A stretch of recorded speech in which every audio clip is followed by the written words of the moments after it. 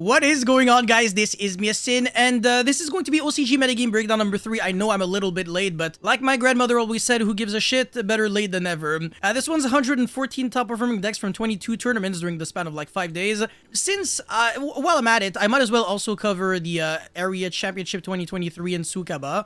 And I'm already very confused to see that it's called 2023, but it was held in 2024, so I'm thinking, but yeah, whatever, who cares. Anyways, before we go any further, I would really appreciate if you could smash the like and subscribe button. Thank you so much, you're the best. Oh my god, Renard. And now let's get right into it. Alright, so first things first, the best deck is still Fire King, as you can clearly see by the 36.8% representation. That is literally insane. 42 out of 114. It's the exact same list that everybody's playing, basically.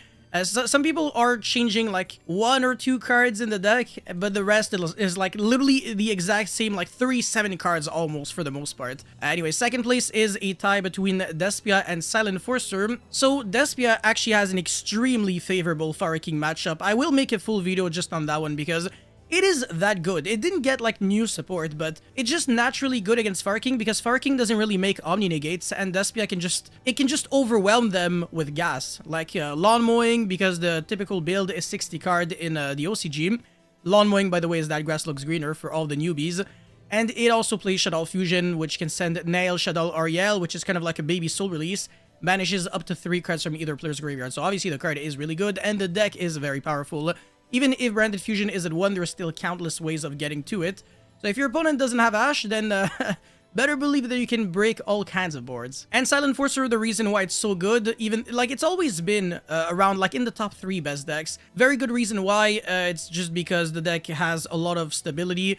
There is very little that you can do to like ensure that it just cannot play at all, unless you like draw them, and their hand does play like hard into draw. But Veilor Imperm doesn't really do too much because they can also search Seravis.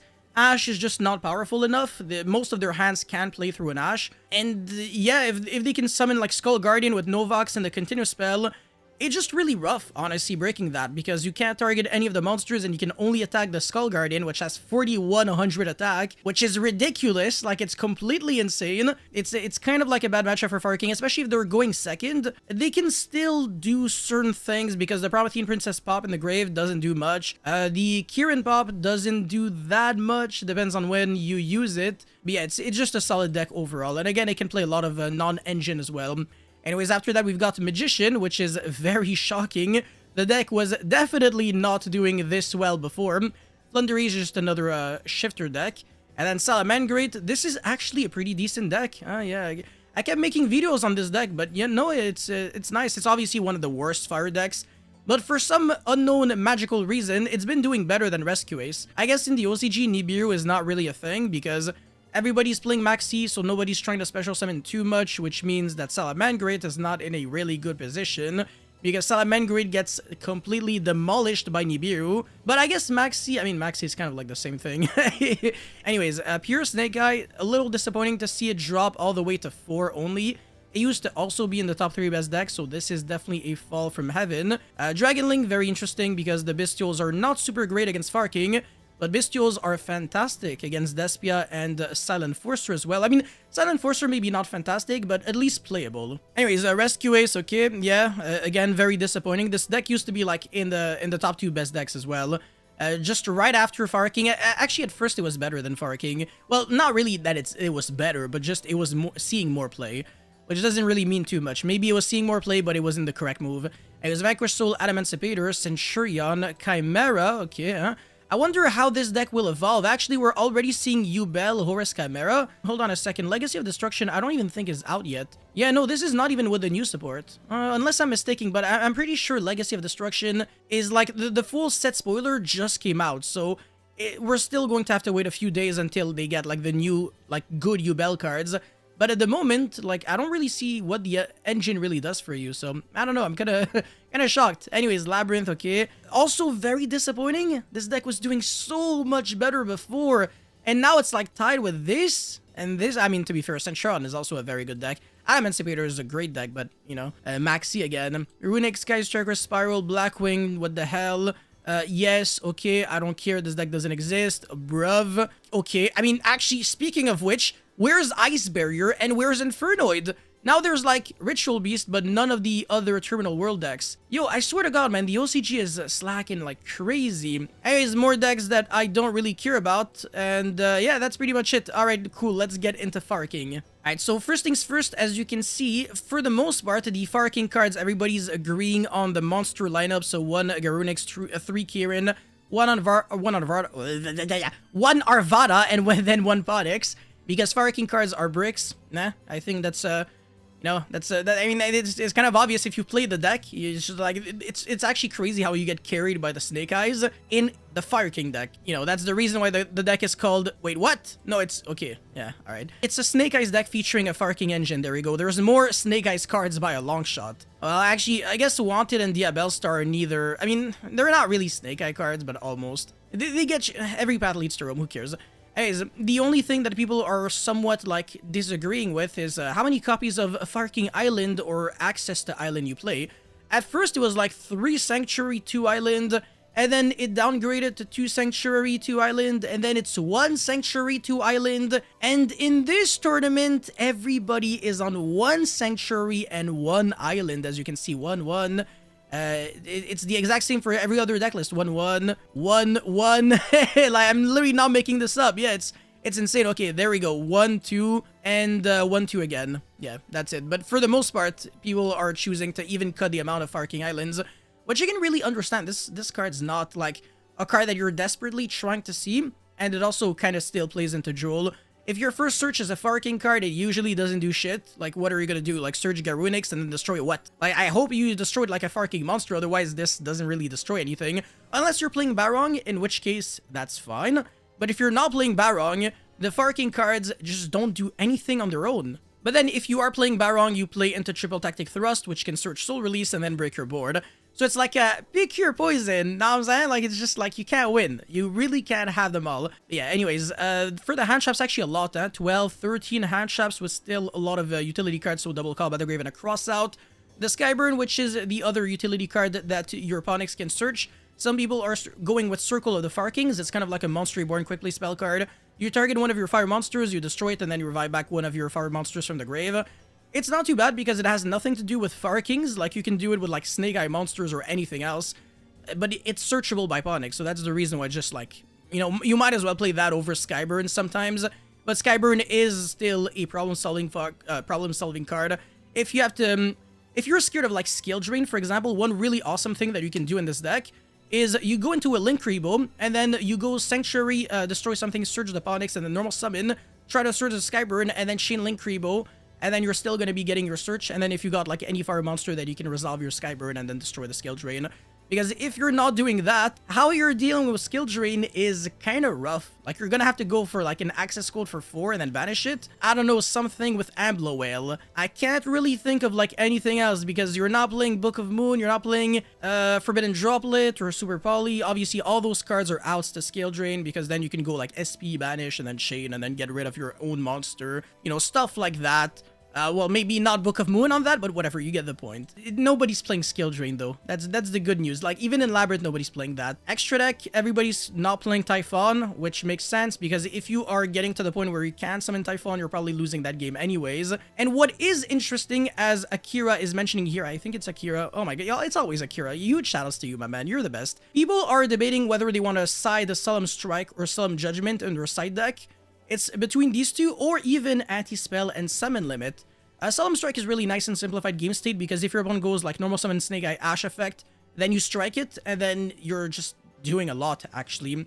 But if you have like Solemn Judgment and you Judgment the summon, your opponent can go like Diabellstar, send like original Sinful Spell Snake Eye, and then go for the Ash, and since you never negated the effect of Ash, your opponent can still full combo just with like a Diabellstar Wanted. So Judgment, I'm a little skeptical of it. I think Strike is a little better, and you can also negate hand traps in simplified game state in case like it's like a war of attrition where it's like you pass, and everybody just has a bunch of hand traps. You're eventually going to win the game because you can protect yourself from the hand traps that actually hurt you. Another interesting thing is the fact that nobody is trying to main deck 3 Droll, even though, you know, the most played deck is a Fire King deck at the end of the day, and people are still playing Ash despite the interaction with Hita. And I've made a video on that, saying that, you know, pro players in the TCG are dropping Ash from their deck for the Phantom Nightmare format. A lot of people obviously were stupid, didn't watch the video, and were like, oh, yeah, yak sign, that's copium, blah, blah, blah. No, it's not copium. A lot of people are doing that. In the OCG, there's no reason to do that because Ash is just another call by the Great for Maxi. But in the TCG, some people are either dropping Ash and are playing maybe board breakers instead, because you might as well at this point, or they're just playing less copies of Ash. But I still think that that's suicidal because you are playing into the field, the anti-meta field at this point. Like if you're playing against like Despa or decks like Labyrinth or like anything that like loses to Ash but doesn't really lose to the other handshafts, you are going to be in a very, very bad mood. And honestly, the interaction with Hita, like being punished by a Hita that revives back your Ash, it's not even that relevant, honestly. And like in my playtesting, it was never like that bad. If you hold your Ash correctly and you're not ashing like a Snake Eye Ash search effect like a dumbass, then usually you should be alright. And the last interesting thing to mention here is the fact that this player and a lot of other players that I've seen actually are playing some ciphering monsters actually as handshafts. So the Gamma is the one that everybody knows about, negates monster effects, but then we also have Delta, which is the spell negate. I can't really imagine any spell that you're desperately trying to negate. Like, are you using it to negate original Sinful Spell Snake Eye? I don't know, it just doesn't feel that good, honestly, because you're clearly not trying to negate the Sanctuary, because if you're up on a hard juice Farking Island, you lose. And negating Island doesn't do that much, because your opponent can still put up multiple interruptions with these Snake Eye monsters, and actually maybe go into like an Appaloosa before even going into the Farking cards. So I'm just not a fan at all. I just don't think the Cypher monsters are that great. At this point, you might as well almost play like Delta, Epsilon, so that you can negate like trap cards, but this deck doesn't lose to D-Barrier or any trap cards that might be flipped preemptively against you, and people are also dropping anti-spell and stuff like that.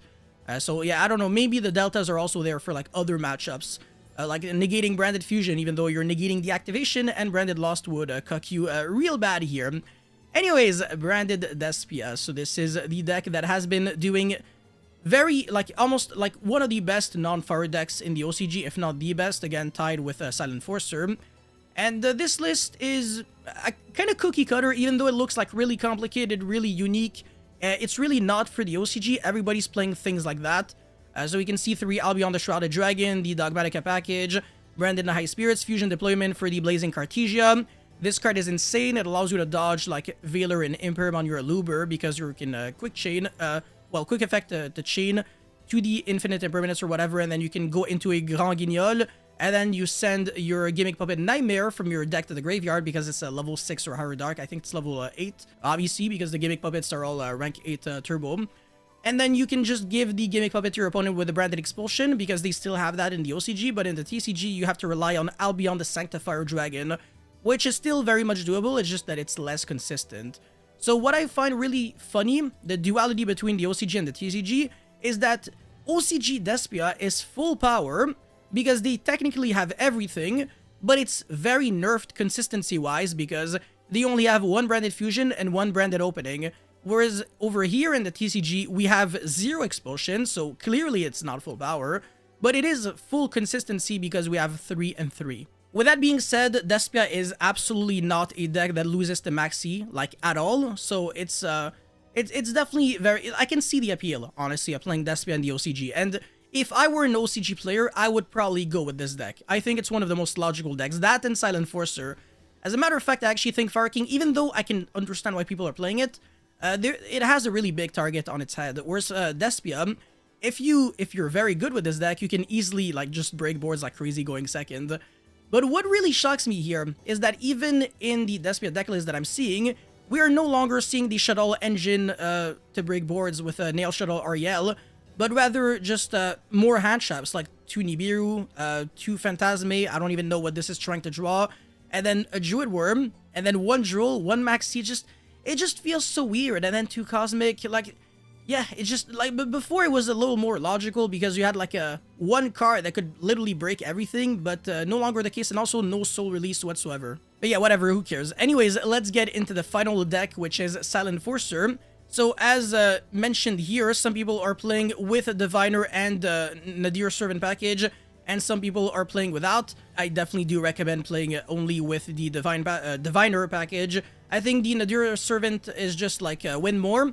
And also, if it's like a mirror match or a deck that doesn't use its extra deck, you can lose big time to your opponent sending like Garura and Herald of Arclight, and then your opponent plus is more than you plus. But yeah, no, it's still decent. I want to say Maximus obviously is a Garnet, but kind of, I mean, Trias is kind of like the same for Diviner, so it's like a ratio of 3 good cards to 1 bad card. Regardless of the package that you're going with, but the pure list, the closest thing there is to like a pure Silent Enforcer would still be playing Diviner. Because if you're not playing that and you're only playing Novax, then you are playing the most inconsistent deck on Earth. You simply do not have any starters, and honestly, Trias just doesn't feel like a brick the majority of the time. And if you draw Trias and Diviner, it's actually extremely good, because now you dodge Veiler and Imperm, whereas if you draw Nadir Servant and Maximus, then you actually drew Garnet.